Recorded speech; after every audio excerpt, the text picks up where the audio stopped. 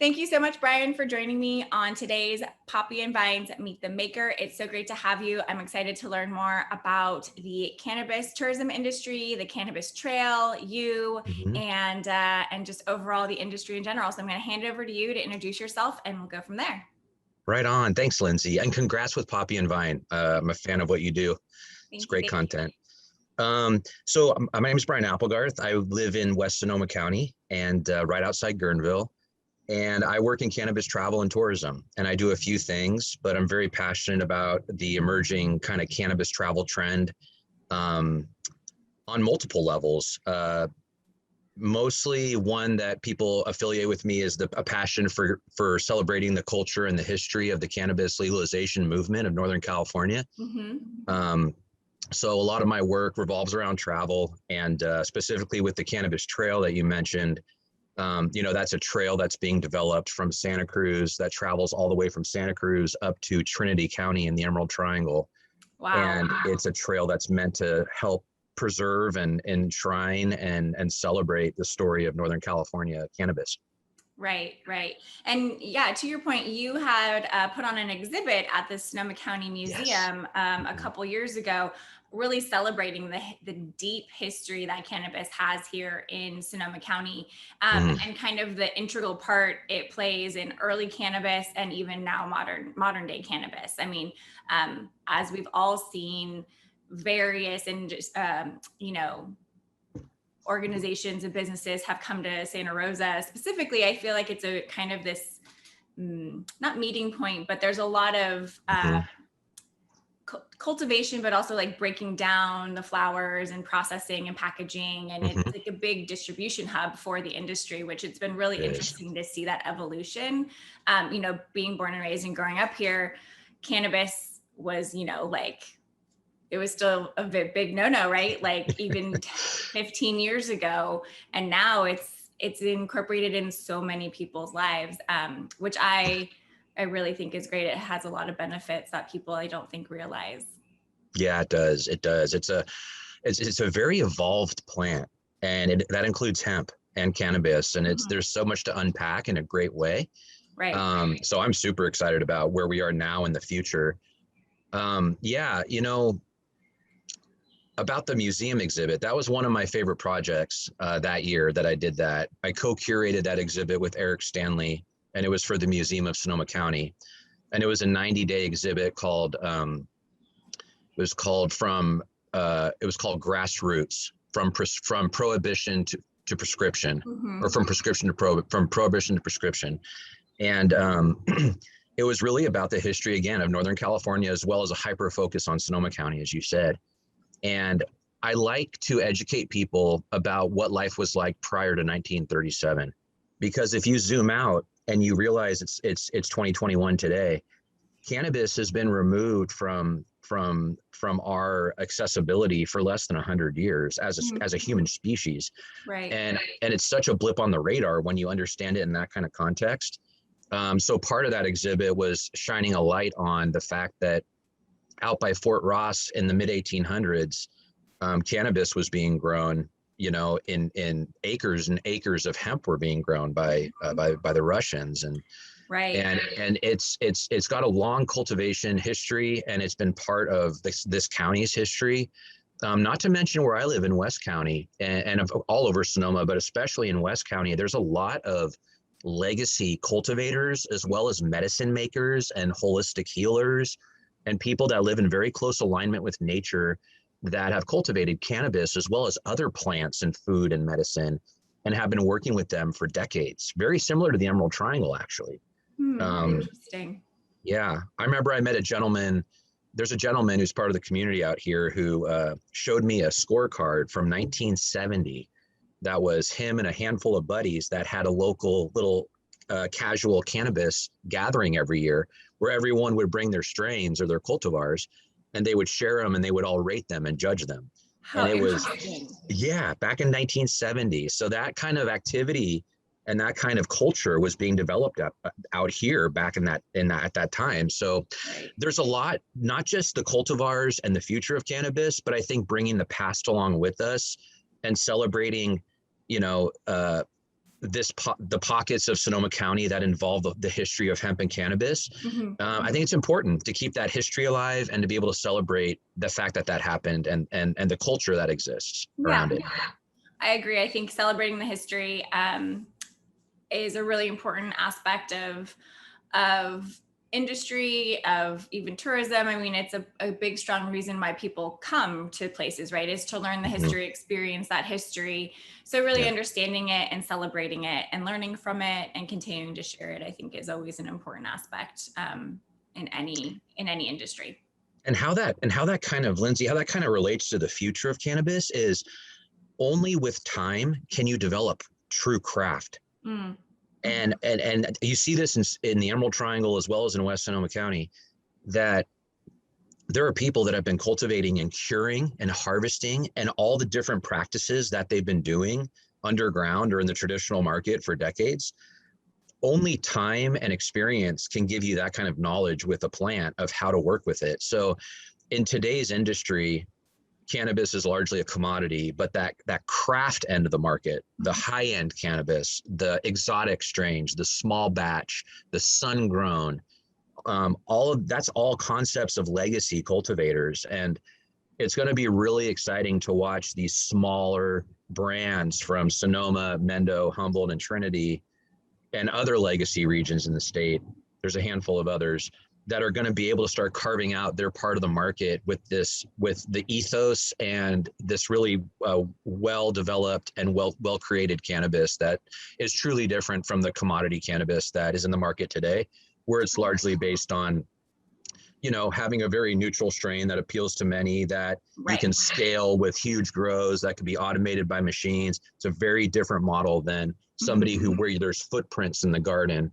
And they care so much about their final product. Yeah. Yeah, I mean, it's a lot like any agricultural product, really, if you think about it. I mean, it doesn't fundamentally operate any differently. So we see that in any real, pick beer, pick spirits, pick, processed food, not processed food. I mean, we see it in every element. And so it makes perfect sense. Yep. Yeah. And I'm also excited for this craft evolution leaning into the legacy kind of craftsmanship, because it's also going to shine a spotlight on the importance of terpenes, which is one of the most important compounds when it comes to the therapeutic benefits and the holistic application of cannabis. And sun-grown it's hard to match the natural sun and the natural elements because nature is nature and cannabis is nature. And so the way that the terpenes are expressed with these outdoor kind of cultivators that have been living on the land with that kind of ethos, it is a different product than the largely scalable, lower in terpene commodity cannabis. And there's room for all of it. All of it's important. But definitely there's room for that legacy cultivation narrative and medicine makers. I feel like they get left out a lot. There's a lot of people that have been making craft topicals and applications directly for treatment of ailments and health and wellness for decades up here. And that kind of plant intelligence from the plant itself, but also from the community that has lived kind of closely with nature and cannabis. It's going to be really exciting to see how this starts dripping out into the cannabis ecosystem of the legal market. Right. Yeah. So, as we shift into these different markets, I mean, I've seen some interesting kind of day spas and other lodging, pop up in Humboldt County. Just launched a beautiful new day spa with the brand is eluding me now. Papa and Barkley. Say again? It's called Papa and Barkley. Yes. Social, I think. Yes. Something. Yeah. And I love their bath bomb products. I mean, they're phenomenal. And so I could only imagine what a day spa there would look like. And I want to go as fast as I possibly can. But, and I know that you've also worked with other kind of, travel and leisure brands to create those kind of, bath products and things like that for hotel guests and leisure guests and things like that. And so, you've been in the industry a long time, the evolution even of itself and the pieces of industry that it can touch kind of seem limitless almost. Yeah. No, there's a lot. I mean, So when you think of, well, first off, the spa, I went there a few times. I've been there twice since it opened, and it's awesome. And it's the first of its kind. It's not just a CBD treatment it's in a regular spa. It is a cannabis spa, fully embracing cannabis. It is a licensed dispensary on site, as well as an amazing outdoor lounge on the back patio where they have fire pits, and they have beverages where you could put CBD and tinctures in them and create craft cocktails. I mean, it's pretty cool. And they also have a really nice kind of merchandise lobby shop. And it's very exciting to see the innovation, and it's going to continue to evolve. And it's no coincidence that Humboldt was the first place to have this kind of idea. Definitely not. Right, absolutely, because it's Humboldt. I've done more of my work with hotels in general and destinations. So when I work with a destination or a hotel, I go and I kind of look at all the different assets they have, from spa to lobby to whether there's a golf course or whether there's any kind of programming on site. Do they have weddings? And then I come up with holistic plans to help them integrate cannabis, hemp, and CBD, all of them. So I really work across 3 industries. Most people associate me with cannabis, tourism, and travel, which is true. But, the industrial hemp as well as CBD are all really important conversations, whether it's cannabis CBD in a dispensary or whether it's a hemp CBD product in some other shop. Right. And I also try to breathe a lot of life into sustainability because it's something that's important. And there's a lot of single-use items and different products in hotels and travel that could be replaced with hemp that would make it much more sustainable. Some things as simple as toilet paper and, single-use cutlery and things like that. Right. So I really try to normalize and provide solutions for cannabis. And that's what my company that I work with day to day, that's not a nonprofit, it's my for-profit company. It's called Cultivar Brands. Cultivar Strategies is the travel arm of that. And what we do is we're a cannabis solutions provider for travel destinations. So we go in and we work from the top down with the DMO, the hotels, the attractions, the restaurants, and then we create a cannabis program that's holistic for the destination and market. So that's my day to day. And then of course there's the Cannabis Trail, which is a 501c3 nonprofit. And our mission is to preserve, celebrate, and educate about the cannabis legalization movement for medical cannabis. And then I had founded the Cannabis Travel Association in 2017, which is a 501c6, and that's a member-based organization, nonprofit. So that's for any business member, any business or any person that's interested in cannabis travel as part of their business model. That association is our vision for that is to have travel industry stakeholders and cannabis and hemp industry stakeholders and create a cross section so people can work together, educate each other, and do business together. So the Cannabis Travel Association is an international organization. And our mission is to basically just advance cannabis related travel and tourism around the world. And our 3 pillars are advocacy, education, and networking. And we have an amazing team. Like, I can't tell you how this team has come together. I mean, all the teams, but the Travel Association has just been amazing to watch really just grow organically with all this amazing talent. And the Cannabis Trail is becoming the same. We have an amazing team that's now working together to fulfill our mission. And it's all super exciting. I've been waiting for the cannabis and travel industries to truly intersect for 5 years.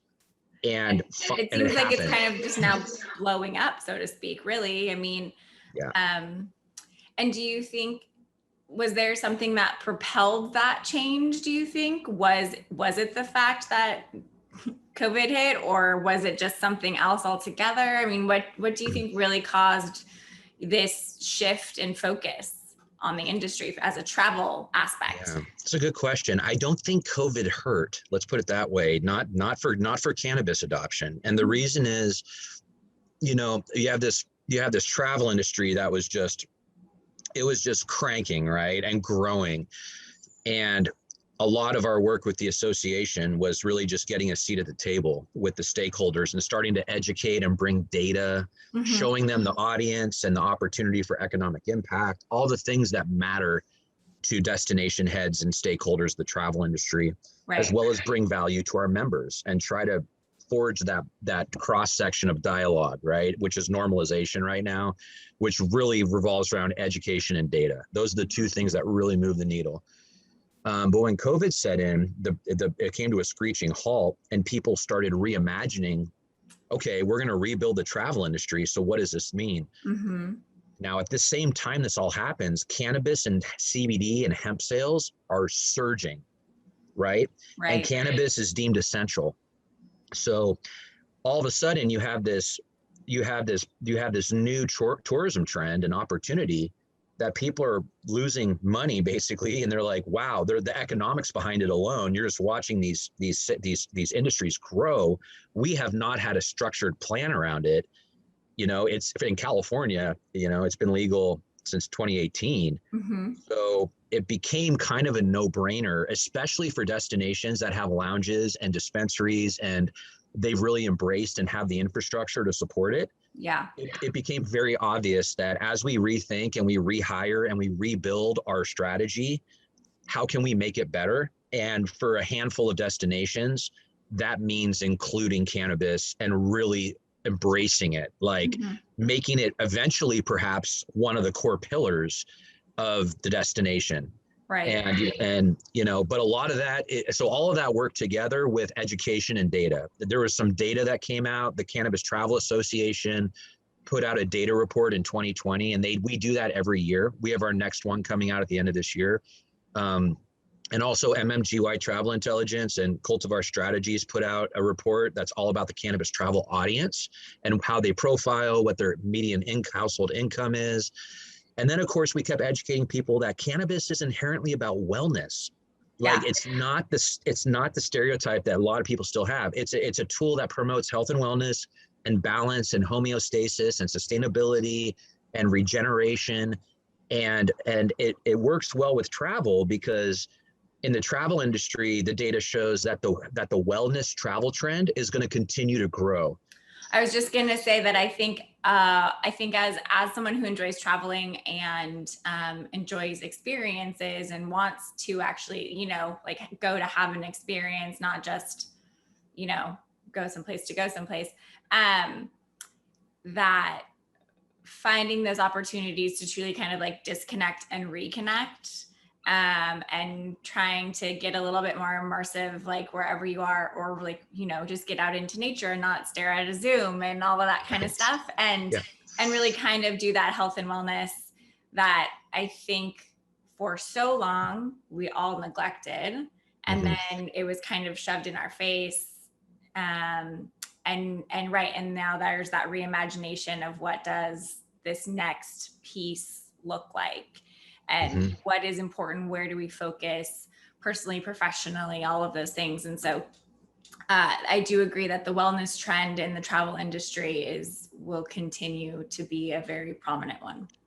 Yeah. And you just touched on another dynamic of that, which is this mindful re-engagement. I'll raise my hand and say I was traveling and running at a pace that was so unhealthy before COVID. And then when I stopped down,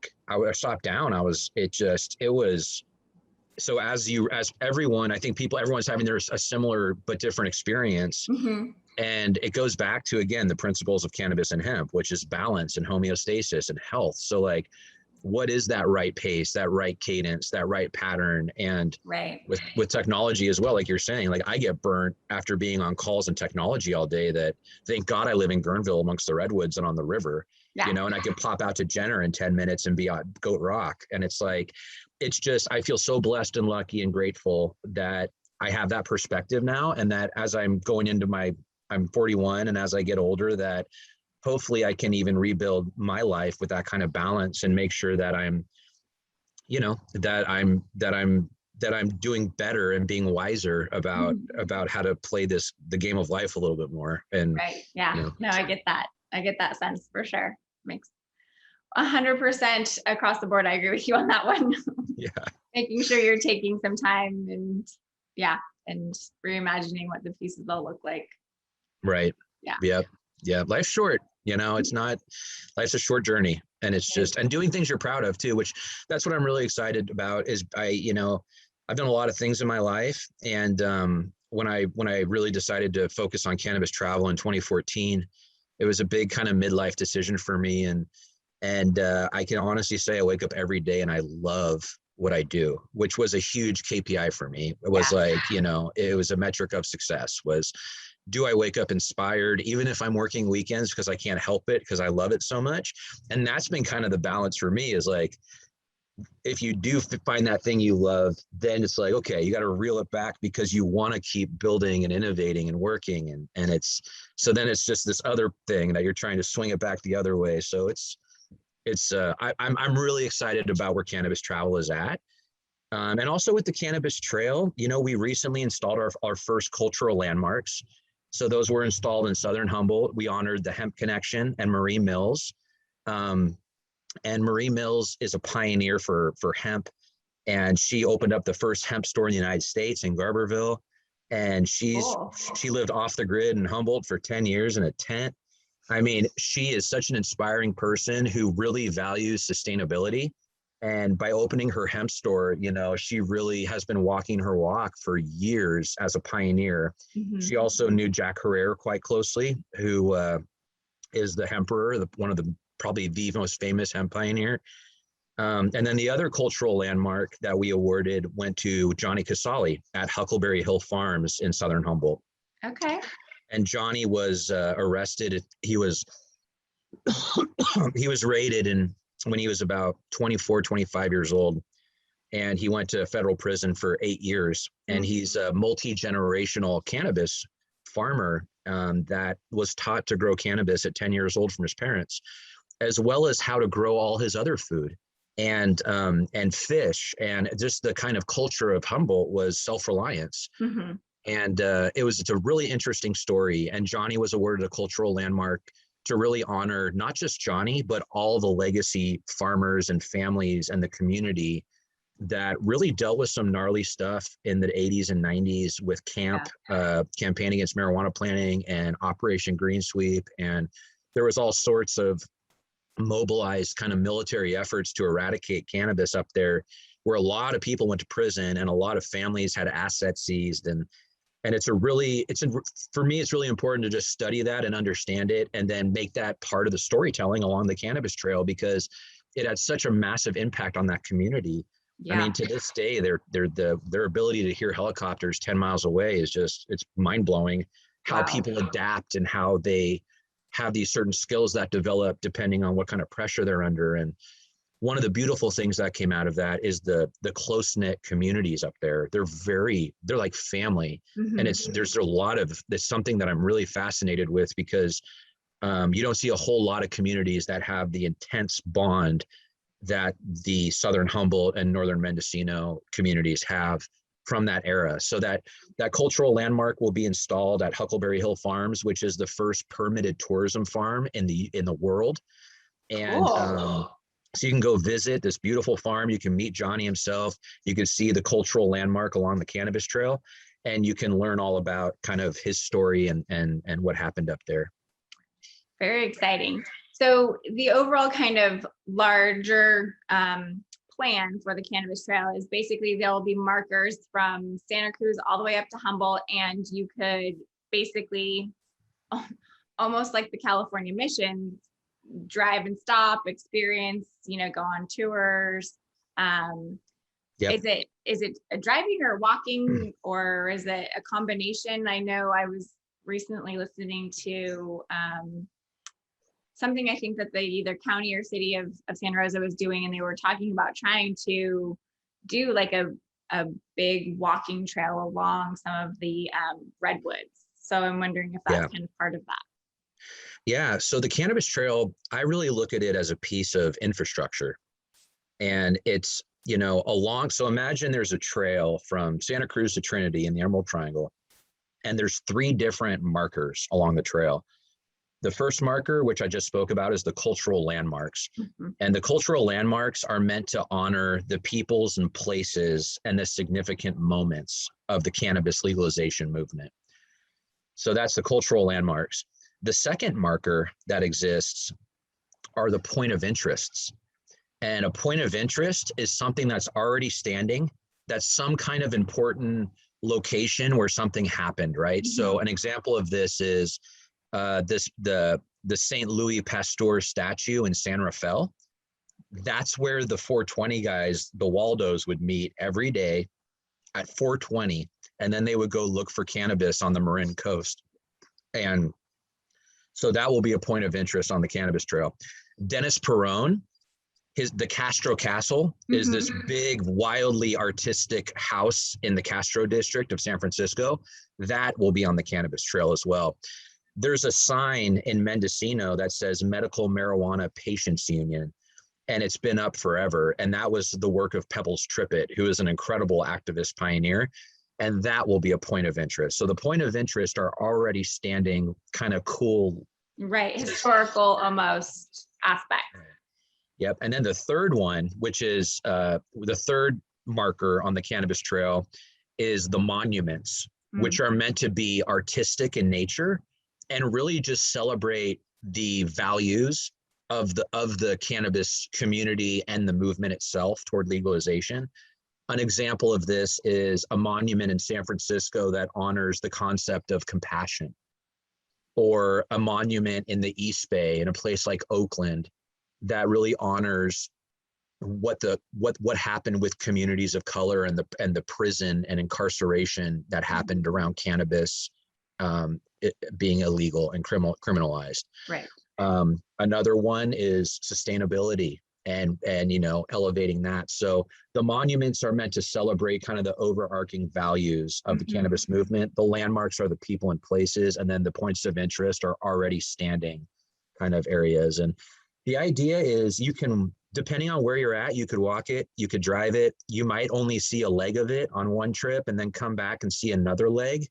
But my dream— Santa Cruz to Trinity is a big gap. A big gap. Yeah. It's a big gap. But I'm hoping that, Visit California and that the United States even will look at the Cannabis Trail in the future as a major kind of asset and crown jewel of the story of medical cannabis legalization, that not just visitors come to see and they stay here and they bring economic impact and they hear about these amazing stories, but also it's for locals. It's for Californians to come up from Southern California or come down from Sacramento and spend their time. And if you're more inspired to go to more of an agricultural region in nature, like the Emerald Triangle, go see that part.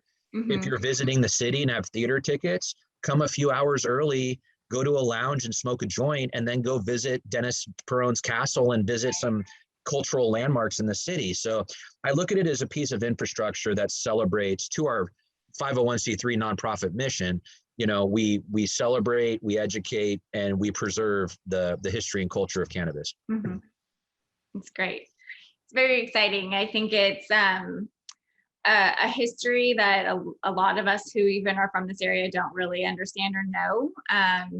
There was a lot of interesting things that I learned even from the exhibit with the museum a few years ago, and I'm excited to have an opportunity to experience some or all of the trail here in the near future. And even I think I've only actually been to Humboldt like once in my entire life, so trying to even just get back up there and experience that whole culture and vibe is high on the list. And so I think there's endless opportunities, and it's very exciting, and I'm excited to see the trail and the industry grow.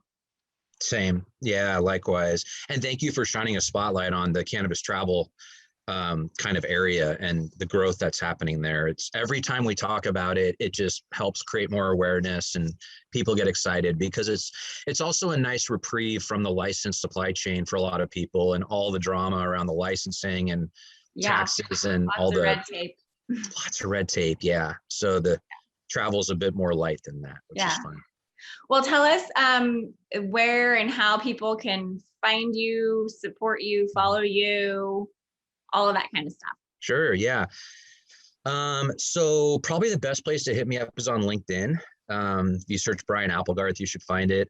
My website is brianapplegarth.com, which I need to update, but it's there, and you can check that out. It's going to be updated probably in the next 60 days, but Brian Applegarth, that's BrianApplegarth.com. You can follow me on Instagram at briancApplegarth.com. And if you want to learn more about the Cannabis Travel Association, please go to cannabistravelassociation.org. And the Cannabis Trail is the cannabistrail.org. And if you want to learn more about the destination work I do with hotels and DMOs, you can go to cultivarstrategies.com. Awesome. Yeah. Thank you. Yeah, thank you so much for your time today, Brian. It was really great to chat and connect. As always, it's a wealth of knowledge to chat with you and learn more. And I look forward to connecting again soon. Me too, Lindsay. You have a good day. Thanks so much. Talk soon. Okay. Bye.